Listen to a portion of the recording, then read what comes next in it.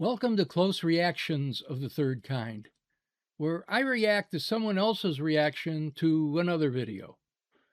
Now, you may find it confusing, but you'll get used to it. Let's go. All right, ladies and gentlemen, today we're going to be checking out a video I'm actually very excited to watch. We're checking out the extreme. And that word gets you, extreme, because whenever you hear the word extreme, you think, wow, this could be extreme. Today we're going to be checking out the extreme geography of the Great Lakes. I'm glad you're here. Thank you for clicking on today's video. Let's go. What if I told you there's a single lake system holding enough fresh water to submerge the entire contiguous United States under 10 feet of water? Okay. Or that despite being hundreds of miles from the nearest ocean, it hides a massive underwater graveyard of over 6,000 shipwrecks. Huh? How the hell did that happen? Welcome to the North American Great Lakes. Thank you. A region often thought of as just a cluster of big lakes, but one that is actually a massive, slow-motion waterfall with an economy large enough to rival the world's biggest countries. Here are 15 incredible geography facts you never knew about the Great Lakes region. Thank you. Let's go. When we look at a map, it's easy to underestimate the sheer volume of the Great Lakes. Together, they hold an incomprehensible 6 quadrillion gallons of water. Oh, that's a To lot. put that in perspective, this represents roughly 21% of the entire planet's surface fresh water. Or in terms you'd understand, 900 trillion pints of Guinness. That is mental. This holds 21% of the entire Earth's fresh water. What the flip? And a staggering 84% of North America's supply.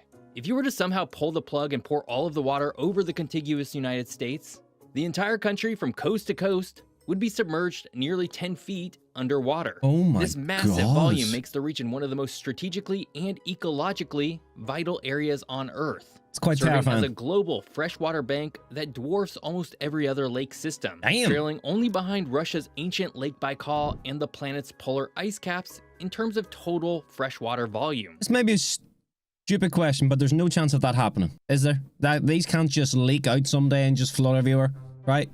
Yeah, it's said there are no stupid questions. But this one comes close. The behemoth? That is Lake Superior more than lives up to its name. Why? It's an absolute giant. By surface area, it's the largest freshwater lake on the entire planet, covering Damn. over 31,000 square miles, an area roughly Jeez. the size of Austria. Or the entire island of Ireland. They're each just over 32,000 square miles. But its surface only tells half the story. Because it reaches depths of over 1,300 feet, Superior This lake is bigger than Austria. holds over half of all the water in the entire Great Lakes system That is combined. The wild. volume is so immense that you could pour all the water from Lakes Michigan, Huron, Erie, and Ontario into Superior's basin. Throw in the volume of 3 additional Lake Eries, just for good measure, and it still wouldn't overflow. That's Its deep, insane. notoriously frigid waters create a formidable and rugged aquatic environment that behaves much more like a turbulent inland sea than a traditional lake. That ain't a lake, man. That's a flippin' ocean. Just to clarify, oceans are salt water. If it contains fresh, that's not salty water, it's a lake, no matter how big it is. Great Lakes are so vast that they act as localized weather engines, significantly altering the climate of the surrounding land. Oh. Because water retains heat far longer than soil or rock, the lakes stay relatively warm deep into the autumn and early winter. When Okay. freezing, dry Arctic air sweeps down from Canada and passes over these massive bodies of relatively warm water. It rapidly evaporates moisture into the atmosphere. This moisture quickly condenses and is dumped onto the downwind shores, the lee sides, as intense, localized precipitation known as lake effect snow. Yeah. This phenomenon creates specific snow belts where cities like Buffalo, New York, and Grand Rapids, Michigan can suddenly receive multiple feet of snow in narrow bands, Jeez. while towns just a few miles away might see nothing but clear, cold skies. I thought Toronto was in Canada. It is. It's also in Iowa, Kansas, Missouri, Ohio, South Dakota, New South Wales, and County Durham. It's also an asteroid. Alexa, Where is Toronto? Toronto is a city in the province of Ontario in eastern Canada. As this map very clearly shows. Oh, Of the entire Great Lakes system not as 5 stagnant pools, but as one massive, slow-moving river flowing west to east toward the Atlantic Ocean. Jesus, The journey man, begins that- in Lake Superior, which sits at an elevation of about 600 feet above sea level. From there, the water flows steadily downhill through the St. Mary's River into Huron and Michigan, then down through the St. Clair River does it system come into from? Lake Erie. The most dramatic step in this continental staircase occurs between Lake Erie and Lake Ontario. This is what I've always wanted to know. Like, if this water's flowing this way, how does it not go dry? You know what I mean? All the rain that falls on this area, plus all the snowmelt runoff from the hills to the north. Once again, I wonder at the British education system. Here, the water plunges over the Niagara Escarpment, dropping 326 feet in elevation. This sudden, violent bottleneck is what creates the world-famous Niagara Falls. Niagara Falls! Slowly I turned, and step by step, inch by inch, I walked up to him and I smashed him. I hit him. I bumped him. I turned them faces and I knocked them down. I couldn't resist. Before the water finally continues its descent through the St. Lawrence River to the sea. Okay. While the lakes feel permanent and ancient, they are incredibly young in the grand timeline of geologic history. Mhm. The Great Lakes as we know them today took their current shape only about 10,000 years ago, at the end of the last ice age. Prior to this, the region was flattened beneath the Laurentide ice sheet, a massive glacier up to 2 miles thick. As the climate Jesus. warmed, this gargantuan ice sheet retreated northward, acting like a continental bulldozer. The moving ice gouged deep, massive basins into the Earth's crust, exploiting softer rock layers while leaving harder rock behind. 2 When mile the ice deep. finally melted, unimaginable volumes of glacial meltwater filled those newly carved basins, creating the magnificent Look at freshwater that. seas that now dominate the North American map. Despite being technically classified as lakes, these bodies of water are incredibly dangerous to navigate. Their sheer size allows storms to build rapidly, while their relatively shallow depths compared to oceans cause waves to become incredibly steep and close to Obviously, this is like, in terms of scale in real life, if I was standing here, right, in real life, this would just look like an ocean, wouldn't it? There's no way you could probably even see this land on this side. For once, you're right. Right. together, battering ships relentlessly.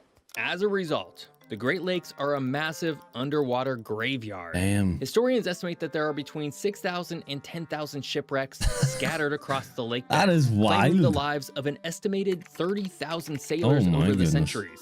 The most infamous of these tragedies occurred during the gales of November, a fierce weather pattern that famously sank the massive freighter SS Edmund Fitzgerald in Lake Superior in 1975, reminding the modern world that even the largest steel ships are at the mercy of the inland seas. How did it sink? Get tipped?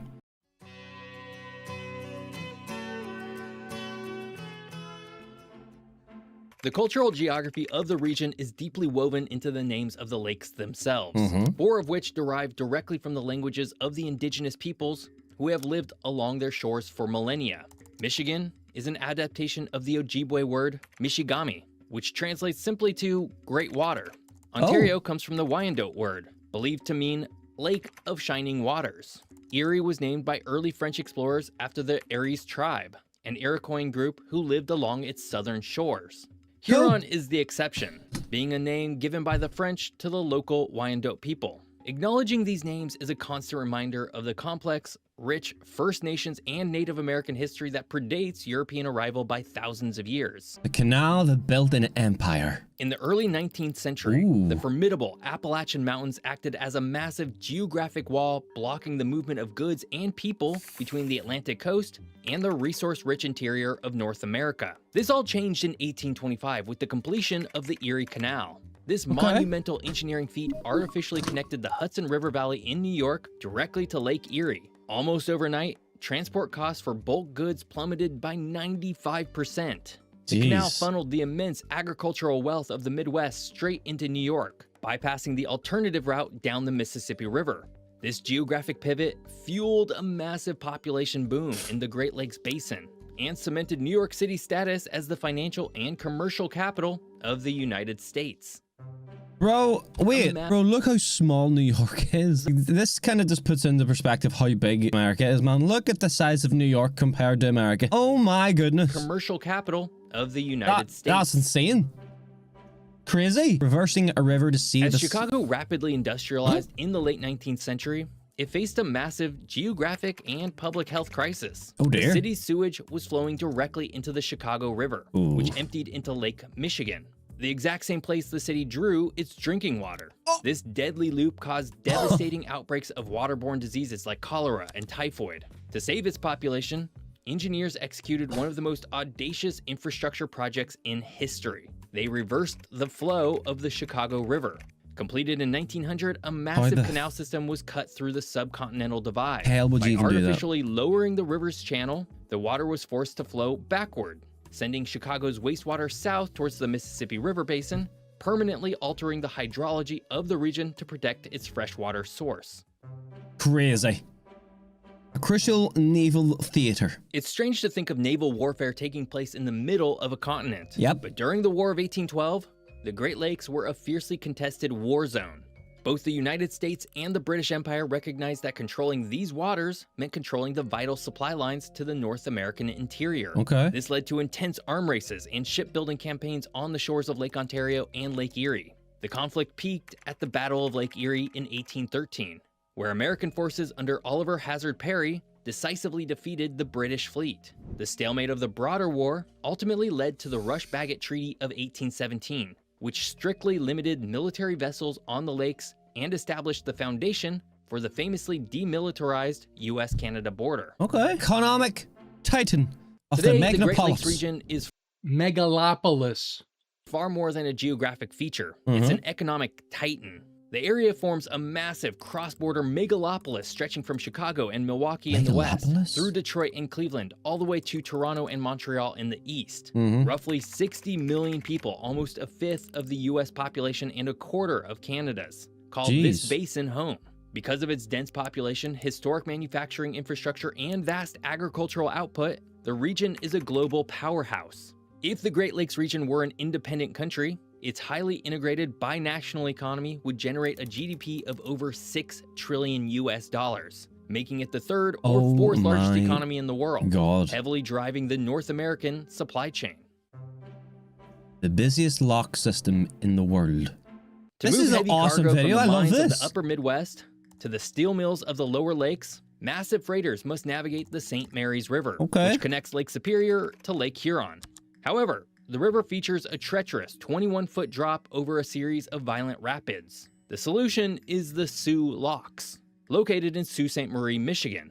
These engineering marvels are the busiest lock system in the world What based on the is tonnage that? of cargo that passes through them. Handling around 10,000 vessel passages a year, the locks lift and lower massive ships carrying 86 What? million tons of cargo, primarily iron ore, coal, and grain. This single How does that geographic work? choke point is so critical that any prolonged shutdown would send shockwaves through the entire North American manufacturing economy. How do they even work?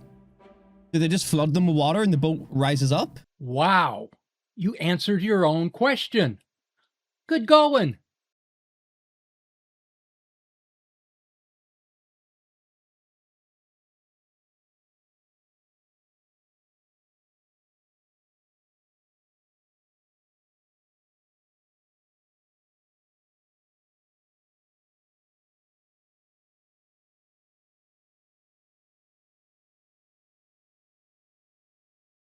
Beyond global trade and heavy industry, Ooh. the most critical function of the Great Lakes today is sustaining human life. Okay. They act as the primary drinking fountain for more than 30 million people in the United States and Canada. That's This insane. staggering reliance makes water quality management one of the most pressing human geography issues of the 21st century. I feel like it always The will lakes be, face though, won't it? constant modern threats. Agricultural runoff causing toxic algae blooms, Hmm. particularly in the shallow, warmer waters of Lake Erie, legacy industrial pollution, and Dude, invasive we're so delicate, aren't we?